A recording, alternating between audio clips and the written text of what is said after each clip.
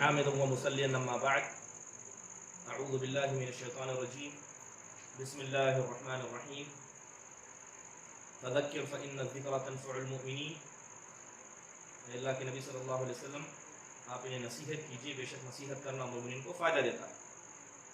کل کچھ مسائل پر میراث کے تعلق سے ہی کچھ بنیادی گفتگو ہوئی تھی، جس کے اندر اسلام کا یہ احسان بتایا گیا تھا کہ اسلام نے اس میراث کے ذریعے ہم پر کتنا بڑا احسان کیا ہے، اور جس وقت اس میراث کے احکام نازل ہوئے تھے اس وقت دو قومیں وہاں پر موجود تھیں، ایک یہود اور دوسرے مشرکین۔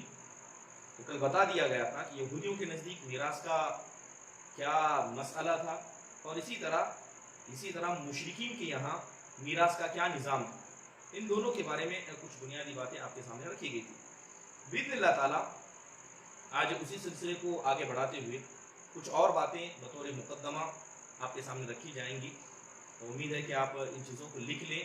جیسے کہ آپ سب جانتے ہیں کہ اس پروگرام کے آخر میں ایک امتحان ہونے والا ہے، اس امتحان کے لیے لکھنا اور چیزوں کو یاد رکھنا ضروری ہے۔ اللہ تبارک و تعالیٰ کہتا ہے کہ ان اکرمکم عند اللہ اتقاکم، تمہارا جتنے بھی تم لوگ موجود ہو اس میں سے اللہ تبارک و تعالیٰ کے نزدیک سب سے معزز کون ہے؟ سب سے معزز وہ ہے جن کے دلوں میں اللہ تعالیٰ نے تقویٰ دیا ہے۔ یہاں پر مرد اور عورت کی کوئی تمیز شریعت نے نہیں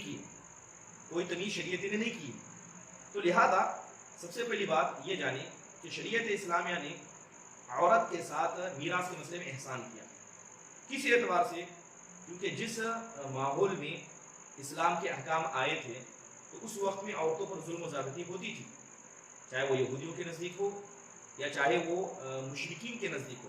ایسے وقت میں اسلام نے بہت سارے حقوق کو دیا ہے جسے یہ دونوں لوگ نہیں دیا کرتے تھے۔ چلیے آج ہم گفتگو کرتے ہیں آج کے دور کی بات۔ آج بھی بہت سارے نظام دنیا کے ایسے چل رہے ہیں جن کے اندر بہت سارے لوگوں کے یہاں میراث کا نظام ہے بھی، اور کچھ لوگوں کے یہاں میراث کا نظام بالکل نہیں ہے، بالکل سرے سے غائب ہے۔ یا تو کسی کو میراث دینا پسند ہی نہیں کرتے ہیں، یا دیتے بھی ہیں تو اپنی من مرضی اور جیسا دل چاہا ویسا دیتے ہیں۔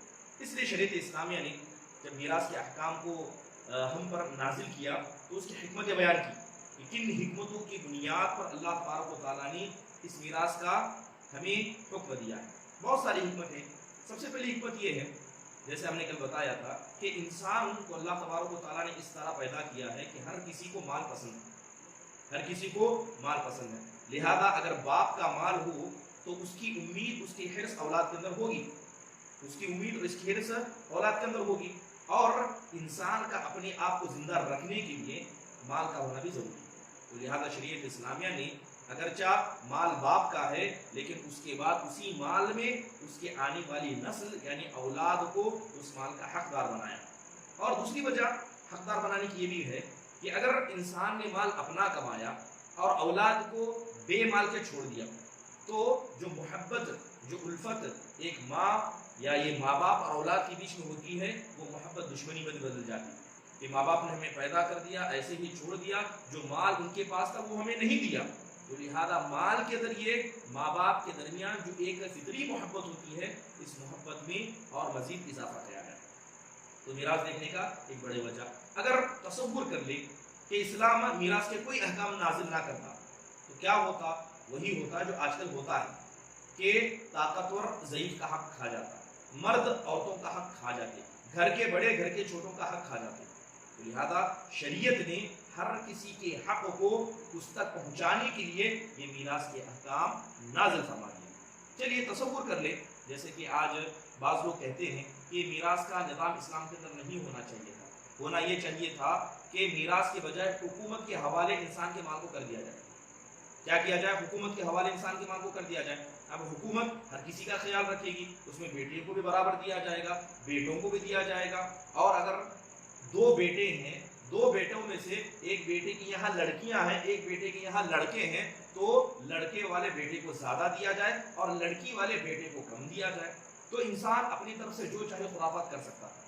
لیکن اگر تصور کر لیں کہ اگر اسلام نے ایسا حکم دیا ہوتا اور میراث کے بارے میں کہا ہوتا کہ میراث انسان کے مر جانے کے بعد ساری حکومت لے گی، تو انسان کرتا کیا؟ جب میرا پیسہ حکومت کے پاس جانا ہے تو انسان اسے بیجا خرچ کر دیتا ہے، اسے برباد کر دیتا، ضائع کر دیتا۔ تو مال کا ضائع کرنا اسلام کے ان سخت احکام میں سے ایک ہے جس پر انسان کی بخشش نہیں ہوتی ہے، تو مال کو ضائع کرنے سے سختی سے اسلام نے منع فرمایا۔ چلیے، تو یہ باتیں تو سمجھ میں آ گئی کہ اللہ تبارک و تعالیٰ نے اس میراث کے حکموں کو کیوں نازل کیا ہے۔ ایک وجہ کہ مال انسان کا، یعنی مال کی محبت انسان کے دل میں اللہ تعالیٰ نے رکھ دی ہے، تو باپ کے مال کی محبت اولاد کے دل میں ہوتی ہے اور وہ چاہتی ہے، تو لہذا اسی محبت الفت کو اور بڑھایا جائے، بغض و عداوت کو دور کیا جائے، اور اسی طرح ایسا نہ ہو کہ طاقتور ضعیف کے مال کو کھا جائے، تو اللہ تبارک و تعالیٰ نے میراث کے احکام کو نازل فرما دیا۔ چلیے بات کرتے ہیں میراث کے ایک بڑے مسئلے پر جس کے تعلق سے آج لوگ سوال اٹھاتے ہیں۔ کل ہم نے گفتگو کیا تھا اور کہا تھا کہ بہت سارے لوگ اسلام کے بہت سارے فیصلوں پر اعتراض کرتے ہیں، اور اس میں سے ایک اعتراض یہ میراث کے تعلق سے بھی ہے۔ آج کی کلاس میں انشاءاللہ بنیادی چند باتوں پر ہوگی، پھر اس کے بعد میراث کے تعلق سے اور باتیں مزید آپ کے سامنے پیش کی جائیں گی۔ اگر بات کریں کچھ لوگوں کا اعتراض کس اعتبار سے کہ عورت پر اسلام نے ظلم کیا ہے۔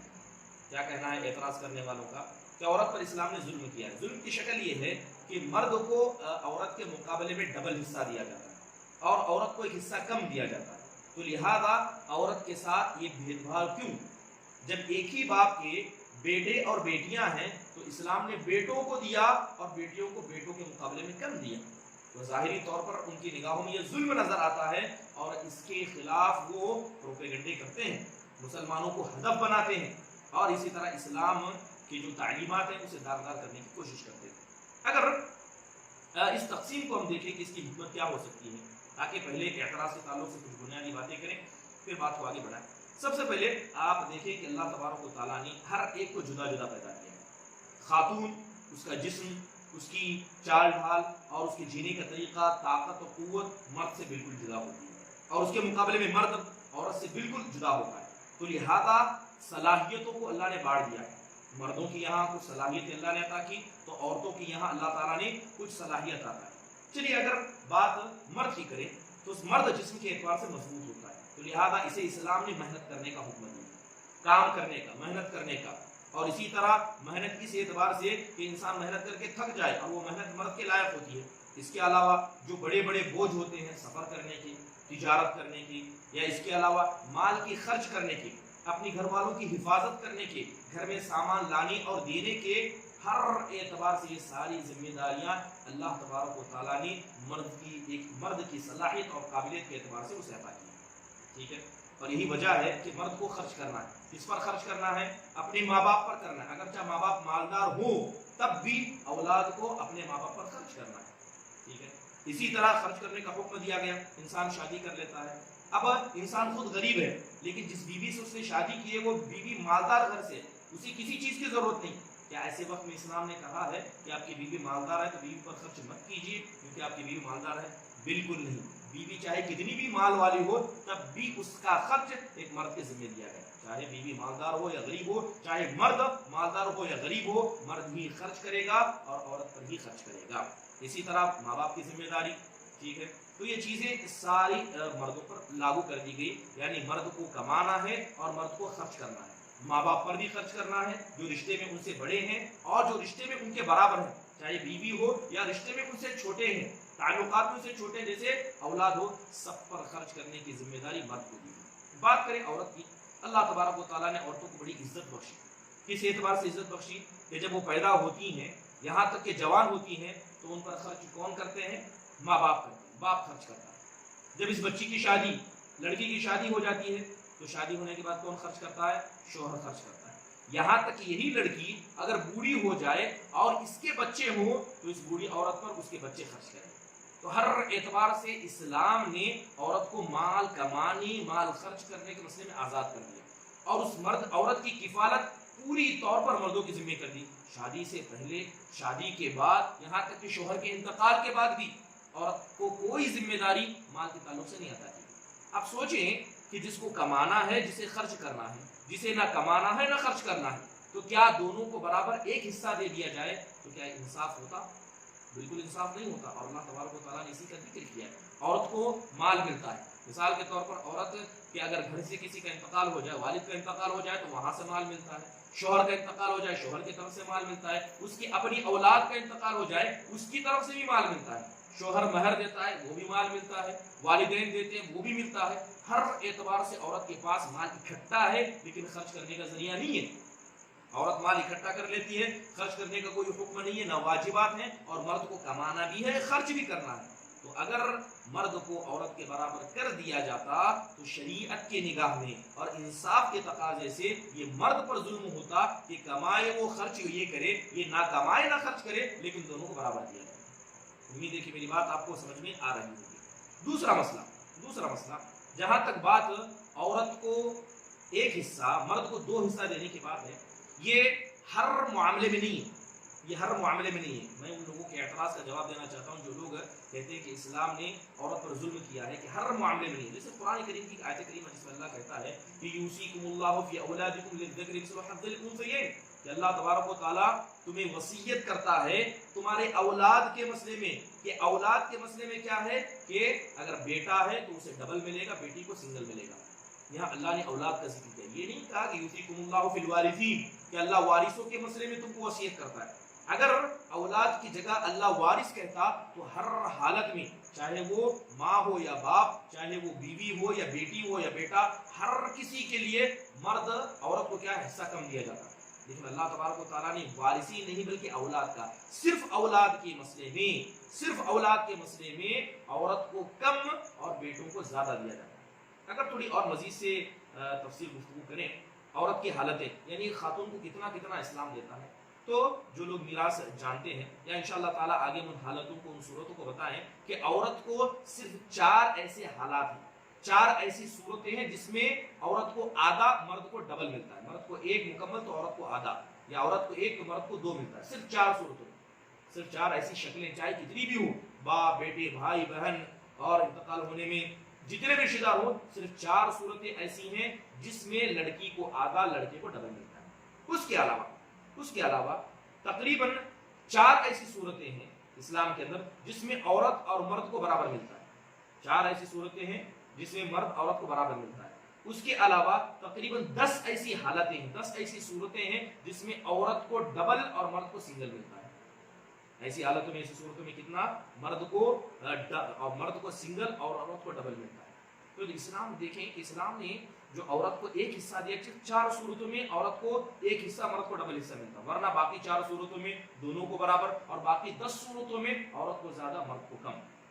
اور اگر اس کی مثال دیکھیں، عورت مرد برابر ہے، مثال کے طور پر ماں اور باپ ہے، ماں ایک عورت ہے، باپ ایک مرد ہے، لیکن حصے میں دونوں برابر ہوتے ہیں۔ دادا اور دادی ہیں، دونوں حصے میں ایک جیسے کے برابر ہیں، دونوں حصے میں ایک جیسے ہیں، حالانکہ ایک طرف خاتون اور مرد ہے لیکن حصے میں دونوں برابر ہیں۔ تو لہذا شریعت اسلامیہ نے کہیں بھی یہ نہیں کہا ہے کہ عورت کو ہر حالت میں آدھا ہی دیا جائے گا، بلکہ یہ میراث کے مسائل کو جب جان لیں تو صرف 4 صورتیں ایسی بنتی ہیں جن 4 صورتوں میں عورت کو آدھا اور مرد کو مکمل ملتا ہے۔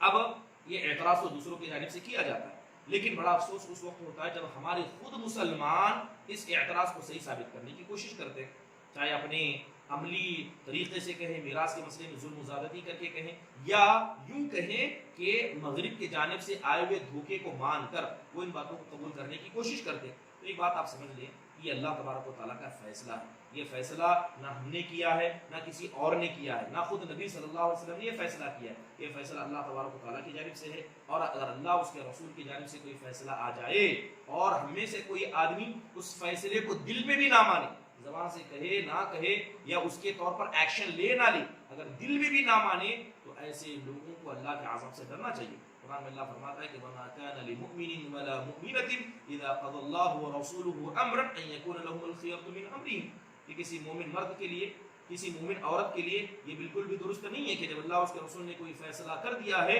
وہ ان کے مسئلے میں اپنی چوائس دکھائے، اپنی اختیار دے، اپنی رائے دے۔ وَمَن يَعْصِ اللَّهَ وَرَسُولَهُ فَقَدْ ضَلَّ ضَلَالًا بَعِيدًا، اور جو اللہ کے فیصلے کو آنے کے بعد اس کو چھوڑ دیتا ہے، نافرمانی کرتا ہے، یقیناً بڑی گمراہی میں، بڑی گمراہی میں۔ قُلْ فَلِلَّهِ الْحُجَّةُ الْبَالِغَةُ، آپ کہہ دیجئے اللہ ہی تبارک و تعالیٰ کے لیے پختہ مہر ہے، اللہ تعالیٰ جس پر مہر لگا دے اس کے بعد کسی انسان کے لیے کوئی مسئلہ نہیں ہوتا۔ بس یہ حکمت اب आप कहेंगे कि हम मुसलमान हैं तो हमको ये हिकमतें बताने की जरूरत क्यों है? अगर हिकमतों को बताया जाए तो जो एतराज करते हैं उनके एतराज को गलत आप खुद ही समझ जाएंगे। तो दूसरी बात है, हिकमत पता चलने से एक फायदा हमें ये भी होता है कि हमारे दिल के अंदर अल्लाह तबारक व तआला के अहकाम के ताल्लुक से मजीद यकीन आ जाता है। मजीद यकीन आता है कि जी हाँ, शरीयत ने जो फैसला मर्द व औरत की तकसीम में किया, ये बड़ा इंसाफ वाला फैसला है, ये बड़ा इंसाफ वाला फैसला है। चलिए, आज जो लोग एतराज करते हैं, इन खुद लोगों के एतराज़ात को देखिए, इनकी जिंदगी को देखिए कि इनकी जिंदगी का क्या हाल है।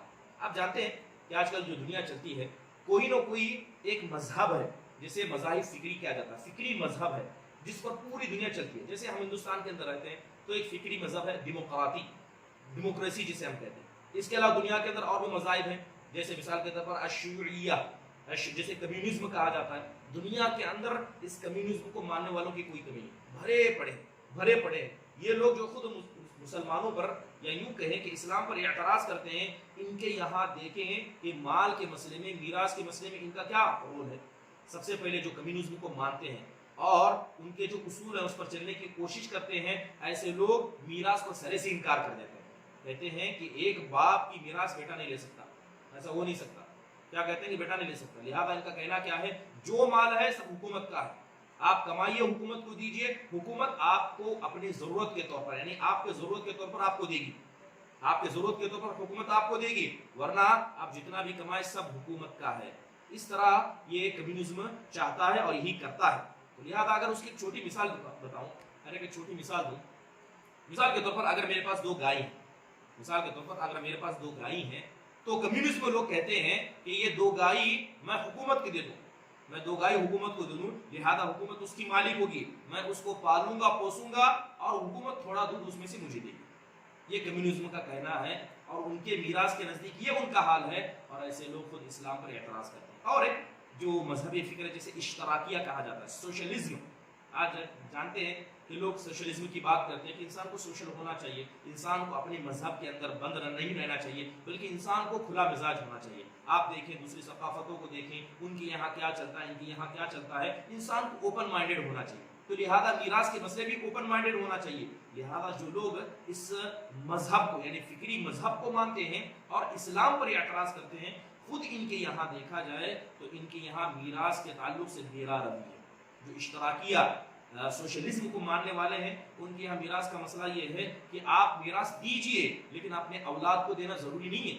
आप अपने पड़ोसी को मीरास दे सकते हैं, अगर पड़ोसी आपसे अच्छा है तो उसे भी मीरास आप दे सकते हैं। यहाँ तक कि अगर आपका पालतू कुत्ता है तो उस कुत्ते के नाम पर मीरास कर दीजिए। अगर कोई बिल्ली है आपको पसंद है तो मरने से पहले सारी मीरास उसे देके मरिए। आप ऐसी जिंदा मिसालें यूरोप के इन लोगों के पास देखते होंगे जो कुत्तों बिल्लियों से अपनी औलाद से ज्यादा मोहब्बत करते हैं, और ये लोग इस्लाम पर एतराज करते हैं। ये लोग इस्लाम पर एतराज करते हैं कि इस्लाम ने औरत के साथ जुल्म किया, जबकि ऐसे लोग खुद अपनी औलाद पर जुल्म करते हैं। मीरास में उनके ये कहना ये है कि अगर औलाद नाफरमान है, औलाद हमारी बात नहीं मानती है, तो लिहाजा मीरास में सरे से उनको खारिज कर देते हैं, सरे से खारिज कर देते हैं। किसी को उन्होंने बेटा बना लिया, जिसे मुतबन्ना कहते हैं, वो बेटे को सारी मीरास देते हैं। शादी से पहले अगर औलाद हो गई, जिना का बच्चा है, उसे भी सारी मीरास दे देते हैं और अपनी हकीकी जायज औलाद को मीरास से महरूम कर देते हैं। ये सारा जुल्म ये लोग अपनी औलाद पर और इसी तरह अपने औरतों पर करते हैं, और एतराज इस्लाम पर करते हैं कि इस्लाम औरतों के साथ जुल्म ज़्यादती करता है। तो फ़अतबिरू या उलिल अबसार, सोचने वालों, समझने वालों, तुम देख लो कि तुम किनको फॉलो कर रहे हो, तुम किनको फॉलो कर रहे हो, इस्लाम की शरीयत क्या कहती है। अगर आज दुनिया का माहौल देखें, आप जानते हैं कि फ्रांस के अंदर तकरीबन ये कानून था, अभी है या नहीं पता, लेकिन ये कानून उनके यहाँ था कि अगर बाप की मीरास बच्चे को लेना है तो पहले हुकूमत में फैसला डालेगा, यानी पहले केस करेगा हुकूमत में। जब हुकूमत ये साबित करेगी कि ये मैयत का ही बेटा है, तब हुकूमत अपने तरफ से उसे मीरास देगी।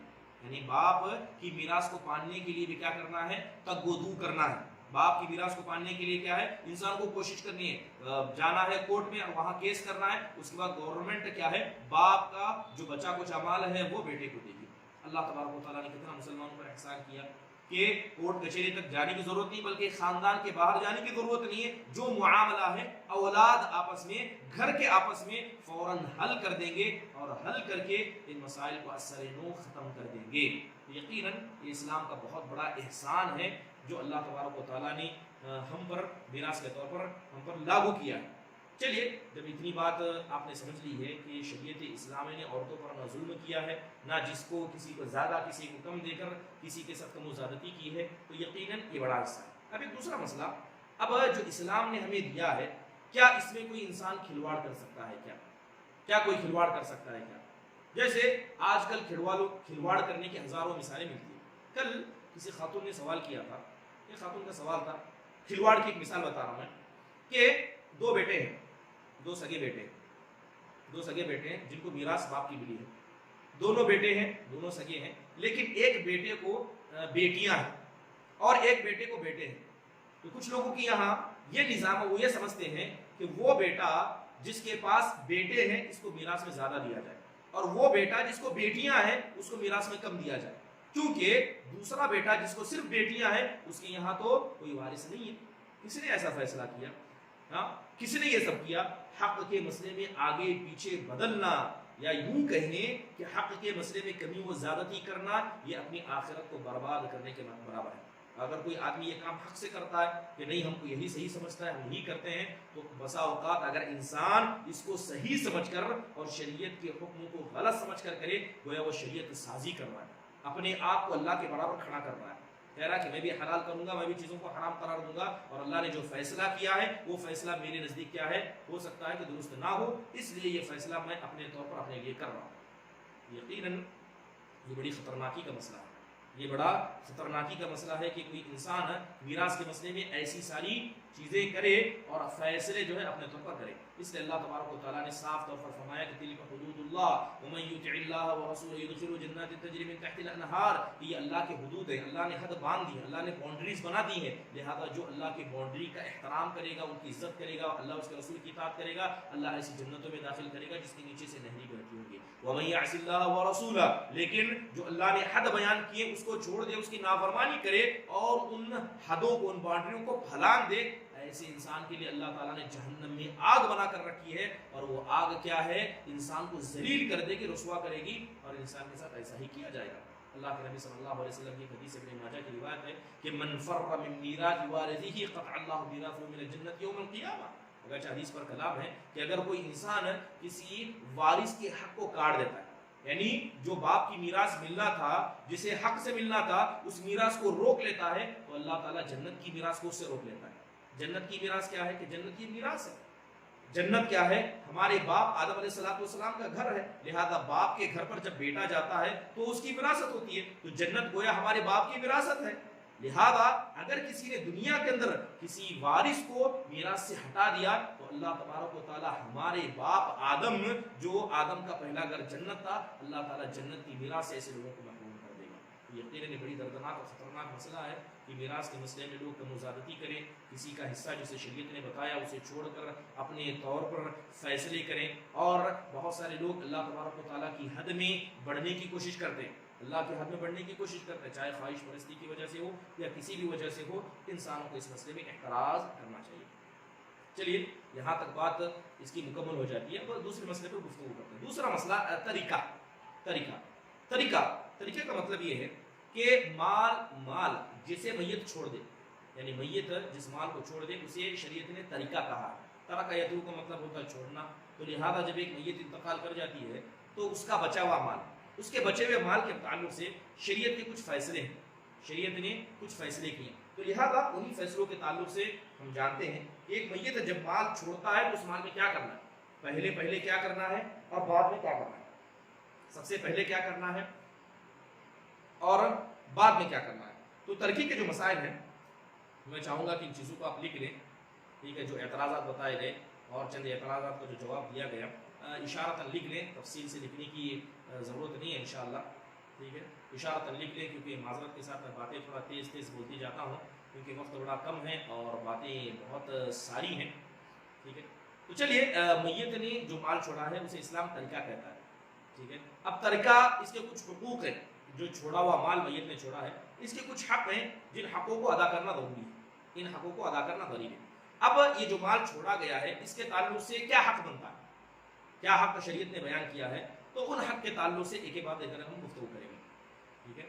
تو سب سے پہلے جو میت کے چھوڑے ہوئے مال میں سب سے پہلا جو حق بنتا ہے وہ تجہیز و تکفین کا ہے، میت نے مال چھوڑا، اس مال سے جیسے ہی فائدہ اٹھانا چاہیں گے تو سب سے پہلا حق یہ ہے کہ اس مال سے میت کے لیے تجہیز و تکفین کا انتظام کیا جائے، ان کے لیے کپڑے خریدے جائیں، نہلایا جائے، غسل کیا جائے، قبر ان کی کھودی جائے، اور جتنا احترام اسلام ایک میت کا کرنے کا حکم دیتا ہے ان ساری چیزوں کو ادا کیا جائے، جسے ہم تجہیز کہتے ہیں۔ یہ پہلا مال کا حق۔ دوسرا مال کا حق کیا ہے؟ قرض کی ادائیگی۔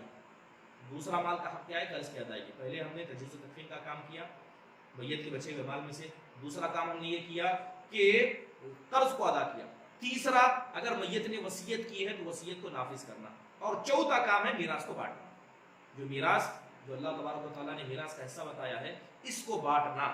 سب سے پہلے جو طریقہ ہے، جو مال بچا ہے اس میں سب سے پہلے کیا کرنا ہے؟ تجہیز و تکفین کا انتظام کرنا ہے۔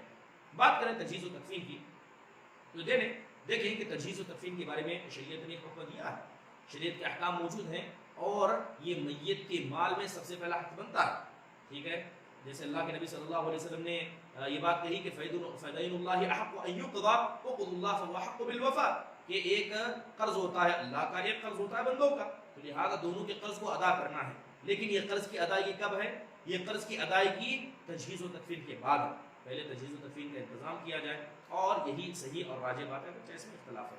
چلیے اگر بات ہم تجہیز و تکفین کی کریں تو تجہیز و تکفین کے بارے میں ایک بات سمجھ لیں کہ جیسے عام طور پر جس معاشرے میں ایک میت کو دفنانا، نہلانا اور اسی طرح قبر کھودنے کا کام ہے، اگر شریعت کے دائرے میں ہے تو اسے میت کے مال میں سے دیا جائے گا، لیکن شریعت کے دائرے سے باہر ہے۔ مثال کے طور پر کوئی آدمی مرتے وقت یہ کہے کہ میری قبر کو اتنا اونچا بنا دو، اور کہے کہ میرا مال ہے تو جیسے چاہے میں اپنی قبر بنا دوں، تو لہذا شریعت قبر کو اونچا کرنے کا حکم نہیں دیتی ہے۔ تو تجہیز و تکفین کے وقت شریعت کے مخالف میں اگر کسی میت نے حکم دیا ہے، اگر میت نے حکم نہیں دیا ہے، تب بھی کوئی خاندان کا آدمی یہ کہے کہ میت کے مال سے ہم کیا کریں گے؟ سب سے مہنگا کپڑا خریدیں گے، سب سے مہنگا عطر خریدیں گے، اور قبر کو جتنا بہتر ہو سکتا اندر سے مزین کریں گے، اور قبر کو دفنانے کے بعد، میت کو دفنانے کے بعد اس قبر پر ایسا کریں گے، ایسا کریں گے، اور یہ سارا خرچ کہاں سے لیں گے؟ میت کے مال سے لیں گے۔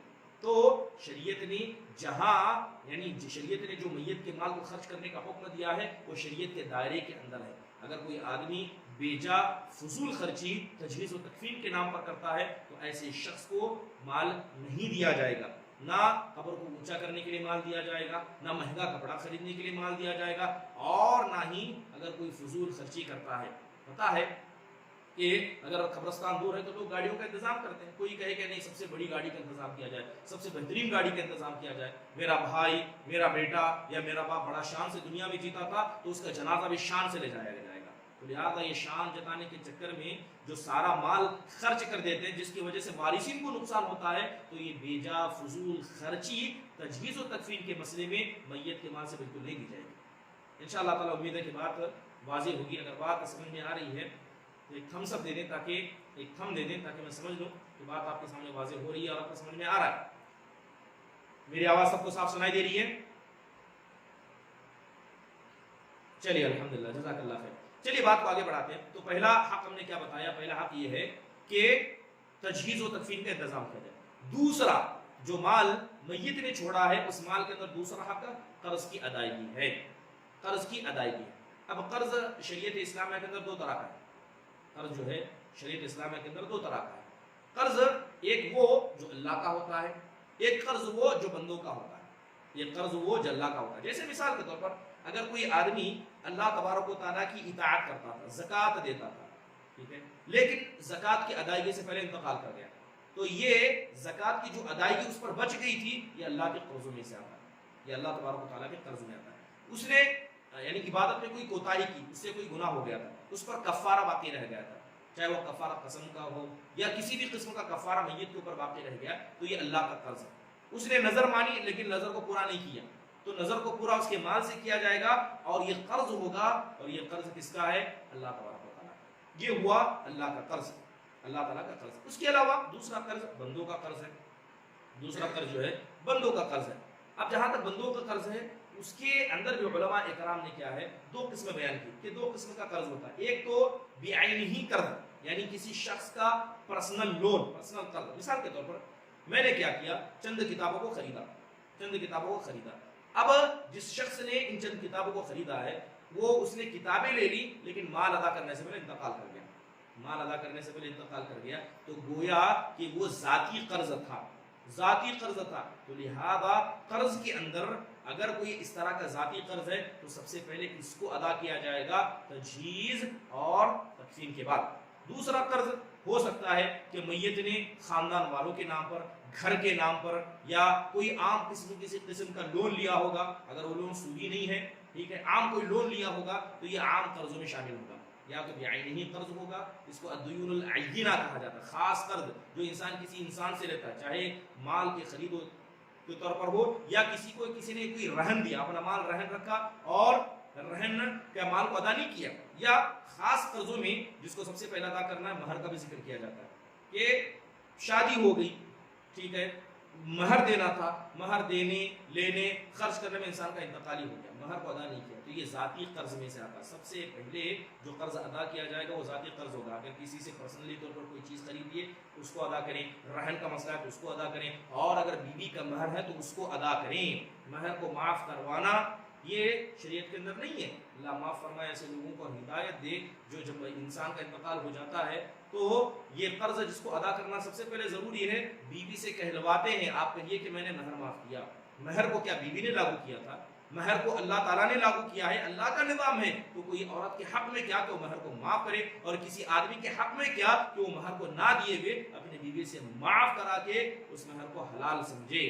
یقیناً یہ جائز نہیں ہے، بلکہ ان بدعاتوں میں سے ہے جس کا شریعت کے اندر کہیں ذکر نہیں ملتا. تو لہذا یہ عینی قرض ہے. سب سے پہلے قروض کے اندر واجبات جو قرض میں سب سے پہلے ادا کرنے یہ ہے، تو اس کو کہا جاتا ہے دیون الشخصیہ، یعنی پرسنل انسان کے قرض. اس کے علاوہ عام قرض جیسے میں نے کہا کہ گھر والوں کے لیے قرض لیا تھا، اولاد کے لیے قرض لیا تھا، گھر کے نام پر قرض لیا تھا، گاڑی کے لیے قرض لیا تھا، تو یہ قرض کیا ہے، دوسرے سیکشن میں آتے ہیں جن کو، یعنی دوسرے مرتبے میں آتے ہیں جن کو ادا کیا جائے گا. تیسری اہم چیز ہے جس کو ادا کیا جائے گا وہ وصیت. تیسری اہم چیز کیا ہے؟ وصیت. سب سے پہلے کیا تھا کہ طریقہ جو مال بچا ہے اس مال میں ہم نے سب سے پہلے کیا کیا، اس مال کے اندر ہم نے تجہیز و تکفین کا انتظام کیا. اس کے بعد جو قرض ہے، چاہے وہ قرض اللہ کا ہو، چاہے وہ قرض کس کا ہے، عام انسانوں کا ہو، تو ہر طرح کے قرض کو اگر ادا کر دیا تو اس کے بعد تیسری چیز جو بچتی ہے وہ وصیت ہے. وہ وصیت ہے، ٹھیک ہے. وصیت کے تعلق سے ایک بات آپ کو بنیادی طور پر بتا دوں کہ وصیت کرنا اسلام کے اندر جائز ہے. ٹھیک ہے، وصیت کرنا اسلام کے اندر جائز ہے، نہ یہ واجبات میں سے آتا ہے اور نہ ضروری چیزوں میں سے. لیکن اگر کوئی آدمی وصیت کرنے کا ارادہ رکھتا ہے تو شریعت کہتی ہے کہ اگر کسی نے وصیت کا ارادہ کیا ہے تو جتنی جلدی ہو سکے وصیت کر دے، بلکہ سونے سے پہلے ہمیشہ اپنے تکیے کے نیچے وصیت رکھ دیا کرے. لیکن کس کے لیے؟ جو وصیت کرنے کا ارادہ کرتا ہے، کیونکہ وصیت کرنا یہ جائز چیزوں میں سے، نہ واجبات میں سے نہ کوئی. اگر کسی میت نے وصیت کی ہے تو سب سے پہلے ہم نے اس کے بچے ہوئے مال سے تجہیز و تکفین کا انتظام کیا. دوسری چیز کیا ہے؟ قرض کو ادا کیا. تو تیسری چیز اگر اس نے وصیت کی ہے تو وصیت کو نافذ کیا جائے گا. اب وصیت کہتے کسے؟ وصیت وہ میت کے جانب سے کی ہوئی وصیت ہوتی ہے جسے انسان اپنے مرنے کے بعد اپنے مال کے تعلق سے وصیت کرتا ہے کہ میرے مرنے کے بعد میرے مال کے اندر ایسا کیا جائے، ایسا کیا جائے. اور وصیت کی اجازت اللہ تبارک و تعالیٰ نے دی ہے. جیسے قرآن کریم میں اللہ فرماتا ہے کہ من بعد وصیت یوصی بہا او دین، کہ اس وصیت کے تعلق سے اللہ فرماتا ہے کہ وہ وصیت یا وہ قرض جس کے تعلق سے میت نے باتیں کی ہیں تو لہذا اس کو نافذ کیا جائے گا، اس کو نافذ کیا جائے گا. ان اللہ تصدق علیکم بثلث اموالکم فی آخر اعمالکم زیادۃ فی اعمالکم فضعوها اذا شئتم. اللہ کے نبی صلی اللہ علیہ وسلم کی حدیث ہے کہ بے شک اللہ تبارک و تعالیٰ نے تم پر صدقہ کیا. اللہ نے کیا کیا؟ تم پر صدقہ کیا ہے کہ تمہارے مال کا 1/3 حصہ تمہاری زندگی کے آخر میں تمہارے عمل میں اضافے کے لیے تمہیں صدقہ کرنے کی اجازت دی. جہاں چاہے اسے صدقہ کرو، جہاں چاہے اس کی وصیت کرو. تو نبی صلی اللہ علیہ وسلم کی حدیث سے بھی ثابت ہے. تو لہذا وصیت کرنا جائز ہے، اور اگر کوئی انسان وصیت کرنا چاہتا ہے تو وصیت کرنے میں بالکل تاخیر نہ کرے، وصیت کرنے میں تاخیر نہ کرے. وصیت کے تعلق سے حضرت سعد بن ابی وقاص رضی اللہ عنہ کی روایت بھی آتی ہے کہ اللہ کے نبی صلی اللہ علیہ وسلم کے پاس آئے اور آ کر انہوں نے نبی صلی اللہ علیہ وسلم سے کہا اوصی بمالی کلہ، اے اللہ کے نبی کیا میں اپنے پوری مال کی وصیت کر دوں، جتنا میرا ہے سب کو وصیت کر دوں؟ اللہ کے نبی نے کہا نہیں. تو انہوں نے پھر کہا اے اللہ کے نبی کیا آدھے مال کی وصیت کروں؟ اللہ کے نبی نے کہا نہیں. کہا الثلث، یعنی 1/3 حصہ. اللہ کے نبی نے کہا والثلث والثلث کثیر، کہا 1/3 کر سکتے ہو لیکن یہ بھی زیادہ ہے، اتنا کر سکتے ہو لیکن یہ بھی زیادہ ہے. تو اس حدیث کے اندر ہمیں وصیت کی پرمیشن ملتی ہے کہ وصیت کر سکتے ہیں، اگر کرنا چاہیں تو کر سکتے ہیں، لیکن وصیت کے لیے شرط کیا لگائی گئی کہ 1/3 سے زیادہ نہ ہو۔ اور وصیت کا مقصد کیا ہے؟ وصیت کا مقصد وارثین کو نقصان پہنچانا نہ ہو، ٹھیک ہے؟ تو اگر یہ ساری چیزیں انسان درست کر لیتا ہے تو وصیت کرنے کو اسلام درست قرار دیتا ہے، وصیت کر سکتے ہیں۔ اب وصیت کتنی کریں؟ جیسے ہم نے کہا کہ وصیت کیا ہے، 1/3 ہی کرنی ہے۔ وصیت کے تعلق سے کچھ بنیادی باتیں اگر آپ قرآن و حدیث کے اندر دیکھیں تو بہت ساری چیزیں وصیت کے تعلق سے ہمیں ملتی ہیں کہ وصیت کس کے لیے کی جانی چاہیے۔ تو دوسرا سوال یہ بنتا ہے کہ وصیت کس کے لیے ہو؟ قرآن کریم میں ہم پڑھتے ہیں تو اللہ تبارک و تعالیٰ نے ایک جگہ کہا ہے کہ وصیت والدین کے لیے ہوگی۔ وصیت کیا ہے؟ والدین کے لیے ہوگی۔ دوسری حدیث کے اندر آتا ہے کہ لا وصیت لوارث، کہ وارث کے لیے کوئی وصیت نہیں ہوتی۔ ایک حدیث کے اندر اللہ کے نبی نے کیا فرمایا کہ قرآن میں اللہ کہتا ہے کہ والدین کے لیے وصیت کر سکتے ہیں، اور اللہ کے نبی حدیث میں فرماتے ہیں کہ فلا وصیت لوارث، کہ کسی وارث کے لیے کوئی وصیت نہیں۔ اگر کسی انسان کا انتقال ہو گیا، ماں باپ زندہ ہے، تو یقینی طور پر ماں باپ حقدار ہوں گے وراثت کا، لیکن قرآن کہتا ہے کہ وصیت والدین کے لیے کر سکتے ہیں، اور اللہ کے نبی انکار کرتے ہیں۔ اس کی سیدھی وجہ اگر سمجھیں تو قرآن میں وصیت کا حکم اس وقت آیا تھا جب ابھی میراث کے تعلق سے قرآن میں آیتیں نازل نہیں ہوئی تھی۔ میراث کے تعلق سے قرآن میں آیتیں نازل نہیں ہوئی تھی، تو سب سے پہلے میراث کے تعلق سے وصیت کے بارے میں آیتیں نازل ہوئی ہیں، تو اس میں اللہ نے والدین کے حق کو ابھی بیان نہیں کیا تھا۔ تو اس وقت اللہ تعالیٰ نے کہا ہے کہ اگر کوئی آدمی اپنے والدین کے لیے وصیت کرتا ہے تو مال میں وصیت کر سکتا ہے۔ لیکن بعد میں جب میراث والی آیتیں نازل ہو گئیں جس کے اندر اللہ تبارک و تعالیٰ نے والدین کو میراث کا حصہ بنایا، تو اس کے بعد کوئی بھی شخص کسی بھی وارث کو، وہ وارث جو حق سے مال کا حقدار بنتا ہے، تو ایسے شخص کے لیے وصیت جائز نہیں ہے۔ نبی صلی اللہ علیہ وسلم کی صاف حدیث میں فرماتے ہیں کہ ان اللہ قد اعطى كل ذي حق حقه فلا وصیت لوارث، کہ بے شک اللہ تعالیٰ جو رحیم ہے، غفور ہے، کریم ہے، اس نے ہر شخص کو اس کا حق ادا کر دیا، جتنا حق اللہ نے اسے دے دیا ہے، لہذا کسی بھی وارث کے لیے وصیت نہیں کی جائے گی، کسی وارث کے لیے وصیت نہیں کی جائے گی۔ تو یہ وصیت۔ اب دوسرا سوال، جب وارثین کے لیے وصیت نہیں کر سکتے تو وصیت کرنا کس کے لیے ہے؟ کس کے لیے ہم وصیت کر سکتے ہیں؟ تو شریعت کے اندر اس کے تعلق سے بھی کچھ احکام موجود ہیں کہ ہم کن کن لوگوں کو وصیت کر سکتے ہیں۔ سب سے پہلے اگر کوئی وصیت کے حقدار ہے تو وہ قریبی رشتہ دار ہے۔ کون ہے وصیت کے حقدار؟ قریبی رشتہ دار۔